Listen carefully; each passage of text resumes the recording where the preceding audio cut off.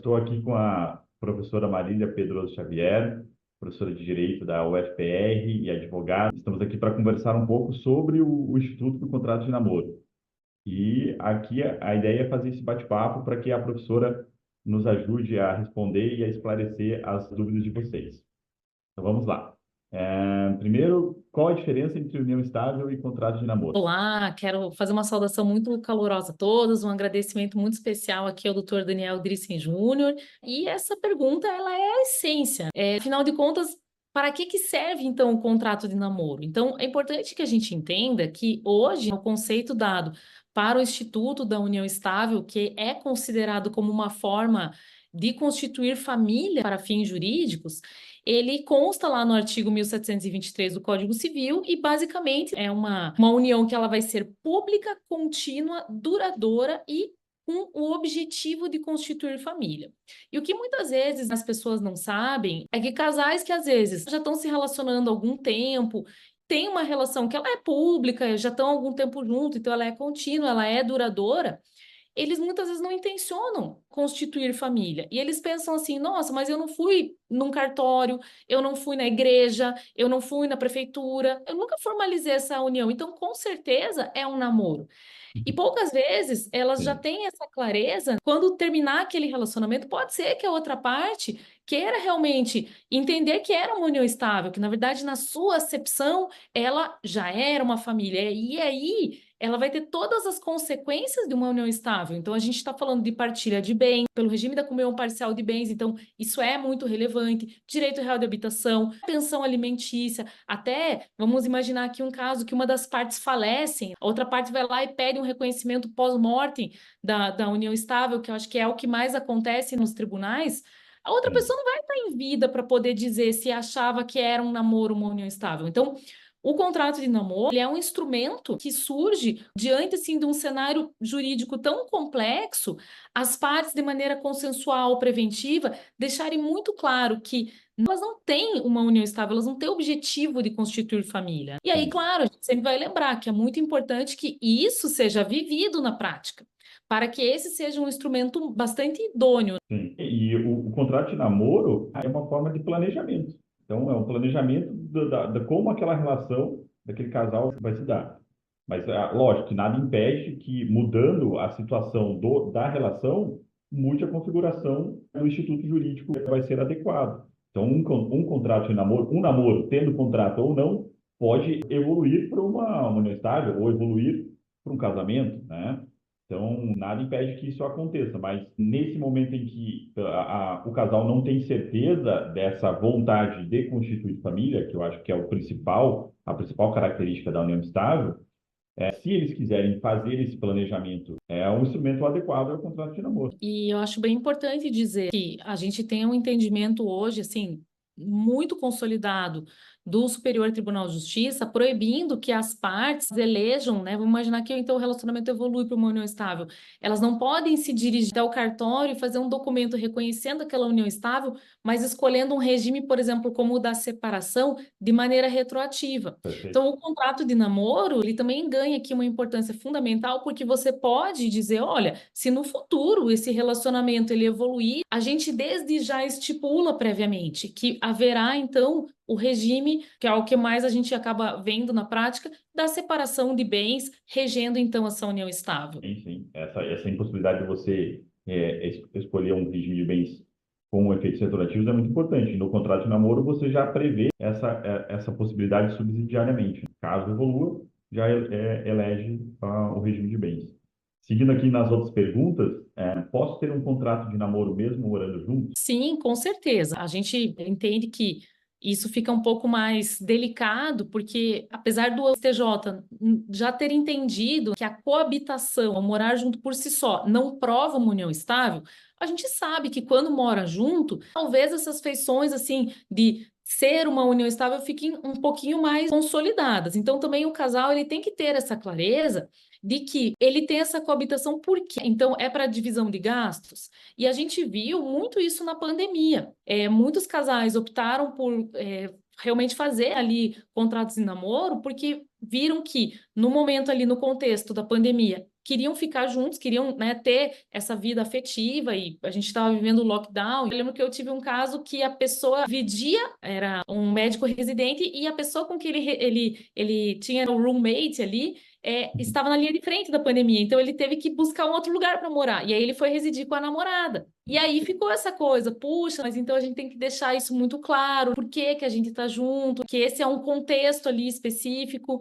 E é bem interessante, porque em muitos países a gente vê que há essa cultura, até países que é natural que os filhos saiam de casa cedo, porque já vão fazer o segundo grau fora, vão fazer a faculdade fora. Então, há uma naturalização dessa ideia de morar sozinho, de ter colegas, de muitas vezes dividir ali o imóvel com um namorado, com uma namorada. E isso no Brasil é um tanto quanto mais recente. Então, muitas vezes fica ali uma linha um pouco tênue, nebulosa. Então, é importante deixar isso bastante claro. Assim, a coabitação, ela é um dos indícios dessa característica da vontade de constituir família, mas é um indício, né? E eu acredito até que a maioria dos Bem contratos, da maioria dos contratos de namoro são de pessoas que acabam ou moram junto ou moram pelo menos parte dos dias, parte da semana juntos, porque se eles não, em nenhum momento eles moram juntos, nenhum dia da semana, por exemplo, eles têm uma segurança maior de que não constituem família, o que também não é 100% necessário. Pode acontecer você ter uma união estável de pessoas que não moram juntas, né? Ou, ao contrário, também é possível. Mas eu acredito que as pessoas que buscam formalizar o contrato de namoro normalmente ou moram todos os dias juntos ou alguns dias da semana moram juntos. É bem interessante o seu comentário, porque, na verdade, eu acho que essa é uma marca mesmo da contemporaneidade. Hoje as pessoas, elas namoram de uma maneira muito diferente do passado. Eu sempre costumo falar nas palestras que o namoro do passado era um namoro muito comportado, que não tinha, assim, permissão para os namorados viajarem juntos, um pernoitar na casa do outro. Então, realmente, esse é um elemento importante da gente estar atento, porque a gente vê muito isso. Daí começa a dormir um dia, daí outro dia, daí quando vê, já tem escova de dente na casa do outro. Então é importante que o casal também, né, saia desse lugar de naturalizar essa indefinição. E eu acho que aqui o maior ato realmente de respeito com o outro é sentar e conversar, porque a gente tem realmente toda essa estrutura hoje dos cartórios para, em diversos aspectos da nossa vida existencial e afetiva, trazer a segurança jurídica. Então, hoje eu penso assim que o planejamento patrimonial, o planejamento sucessório é, às vezes, a maior declaração de amor que a gente pode ter por alguém. Porque o que a gente não pode naturalizar é, às vezes, aquela coisa que a gente vê de um enrolar o outro, ou as pessoas que morrem e deixam conflitos para as próximas gerações. Então, acho que a gente está vivendo muito esse momento, sabe, de enaltecer essa questão preventiva. Sim, e a gente nunca teve tantos institutos com tanta força e segurança jurídica para você evitar esses conflitos. Então é importante. As próximas duas perguntas elas são relacionadas, acho que eu vou fazer elas juntas. Tá? Uma pergunta é: menor de idade pode fazer contrato de namoro? E daí assim, a pergunta seguinte é: 16 anos, emancipada, renda e patrimônios próprios. Deve fazer contrato de namoro? Eu vou começar pela segunda. Assim, é o típico caso, muita gente fica me perguntando aqui nas redes sociais do Hendrik, né? Que Sim. até é um contrato, com todo respeito, de namoro até página 2, né? Porque acho que assim, é muito mais uma coisa midiática e uma, vamos dizer assim, uma materialização no papel de aspectos existenciais e psicológicos e menos uma questão jurídica. Então, ali, quem vai lavar a louça, tarará, não é desse contrato de namoro que a gente está falando. Mas é Mas um pode ter, né? E eles podem mas colocar isso também. pode, é possível colocar cláusulas existenciais, sim, com certeza. Mas assim, o que que a gente vê? É muito típico aqui, eu atendo muitos jogadores de futebol, que muitas vezes a gente se depara com isso. A pessoa estava ali, era uma aposta do time, entra ali nos últimos 5 minutos, faz o gol do campeonato, e aí, de uma hora para outra, o patrimônio dele, Sim. enfim, vários perfis de profissionais aqui, tanto homens quanto mulheres, que isso pode acontecer. E aí, essa linha tênue entre o namoro e a união estável, ela vai ficar muito perigosa. Por quê? Porque se for uma união estável, a gente vai estar diante aí do regime da comunhão parcial de bens, que o casal não pactou nada, e de repente, de um dia para o outro, você vai ter que dividir lá um patrimônio milionário, né? Em Sim. que, assim, assim, não houve propriamente um esforço comum. Então, geralmente, nesse tipo de perfil de pessoas, até os influenciadores, né, mirins, que daí se tornam adolescentes, influenciadores e tudo, Exatamente. a gente vê que normalmente estamos diante do Instituto da Emancipação, como eles já começam a ter uma vida negocial, normalmente a emancipação, né, na sua modalidade voluntária já, a família já busca isso, os empresários já buscam isso, então a gente entende que isso nessa perspectiva seria possível. Aí vem a pergunta, mas e se não for um caso até propriamente de emancipação, porque for alguém, vamos imaginar que menor de 16 anos, até Sim. 15 anos, será que pode, será que não pode? Eu acho o seguinte, eu acho que não há propriamente uma vedação, mas eu acho que a gente entra até numa questão de ser desnecessário, porque a idade núbio para o casamento é 16 anos. Para a união estável, a gente hoje também tem uma legislação relativamente nova que tem, pelos tribunais, sido estendida também para a união estável, vedando, de uma forma até a proteger a infância. Então, como o intuito do contrato de namoro é não deixar que, de maneira indesejada e até muitas vezes, assim, complexa em relação à boa-fé, se ingresse no campo da família, para aqueles que pelo próprio ordenamento jurídico já estariam blindados disso, eu entendo que talvez até não seja nem o caso. Sim. Não, e é menor de 16 anos ou menor de 18 sem ser emancipado, acho que não faz sentido, né? Não Porque, faz, exato. porque o principal propósito do contrato de namoro é afastar o não-estar. Bom, esse é o principal. Então, com relacionamento de menores de 16 anos ou menores de 18 que não são emancipados, a presunção é que não tem o não-estar. Então, você não precisa afastar ali. Acho que algum caso ou outro pode ter uma exceção da exceção, mas, enfim, a regra geral é que não pode fazer.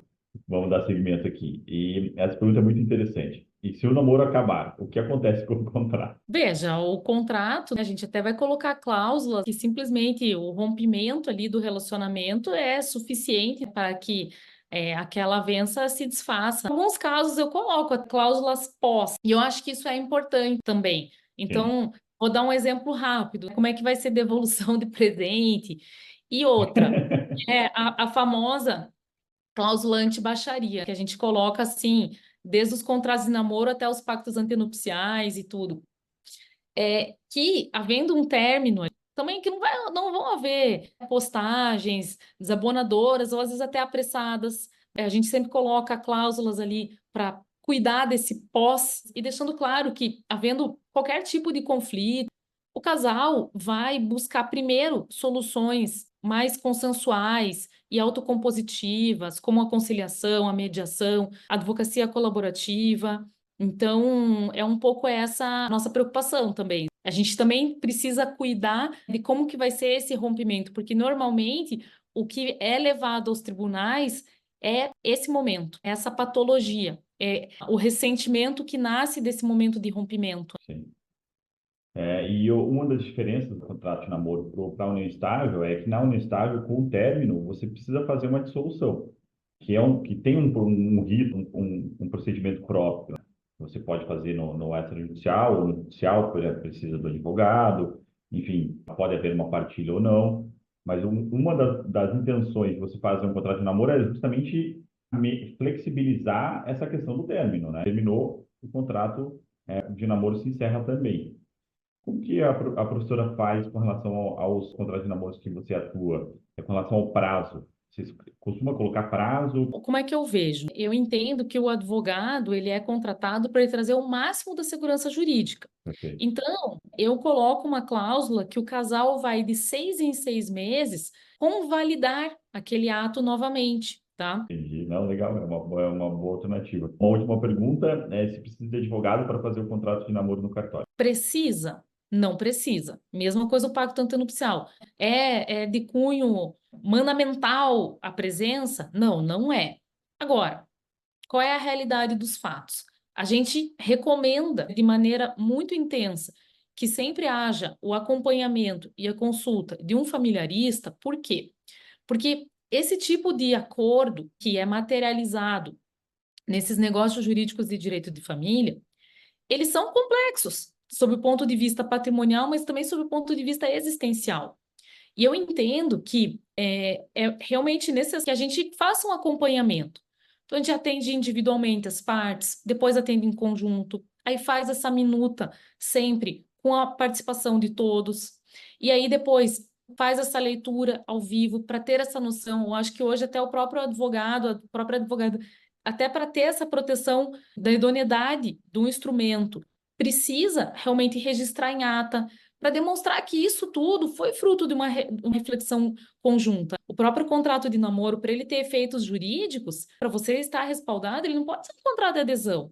Ele não pode ser um modelo que de repente você vai lá e assina. Isso tem que nascer de um consenso genuíno. Então, isso tem que ser trabalhado pelas partes. É fundamental também que a gente tenha um diálogo com as pessoas que estão com toda a sua especialidade na questão registral e notarial. Eu entendo que o sucesso desses instrumentos ele está justamente ancorado na participação de todos esses especialistas, para que haja realmente a certeza de que aquilo que está sendo assinado é o que é combinado e tudo mais. Sim, sem dúvida. Aqui, por exemplo, no quadro tabelião de notas, quando tem um advogado acompanhando um desses atos que não é obrigatório advogado, para a gente é um alívio, porque a gente recomenda mesmo. Então, quando o advogado acompanha, por exemplo, um testamento, acompanha um contrato de namoro, isso significa que as partes também tiveram a orientação de mais um profissional do direito, e sob uma ótica diferente da do tabelião, mas é muito importante e que dá mais segurança. Então, nós, aqui do Quarto Granato, nós do Colégio Notarial, aqui do Brasil Seção Paraná, associação que eu presido, reforçamos e recomendamos que é muito importante a participação do advogado nesses atos do extrajudicial, inclusive no contrato de namoro. É isso mesmo. A professora Simone Tassinari, da URGS, tem dito, e eu concordo, que esse é o momento que o advogado familiarista e sucessionista ele tem que ter um tabelião para chamar de seu. Ele é frutífero, ele é fundamental para a gente ter realmente um sucesso no bom atendimento dos nossos clientes. Legal, isso mesmo. Bom, acho que é isso que a professora queria fazer mais uma observação. É com grande satisfação que a gente vê que cada ano que passa, esse é um instrumento jurídico que está sendo levado mais a sério, que está havendo mais consciência. E isso é um movimento muito bonito, porque isso gira em torno de uma autorresponsabilização das pessoas e dessa noção de que a melhor coisa sempre a fazer é deixar a vida organizada, é a gente preventivamente já cuidar de tudo aquilo que, afinal de contas, é obtido com sangue, suor e lágrimas, que é o nosso patrimônio, que são as nossas relações, os amores que a gente tem. Então, a melhor forma de lidar com tudo isso é com transparência, é conversando, é buscando profissionais realmente especialistas para que a nossa vida sempre fique com tudo isso muito bem organizado. Legal, muito bom. Muito boa explicação, professora. Queria agradecer a sua participação, agradecer os seus ensinamentos. Eu considero a professora a maior especialista no assunto de contrato de namoro. Então, para mim, foi uma honra tê-la aqui e poder compartilhar um pouco com o pessoal que fez essas perguntas, as suas importantes respostas. Então, muito Muito obrigado. obrigada. Muito obrigada. A honra é toda minha. Um grande abraço.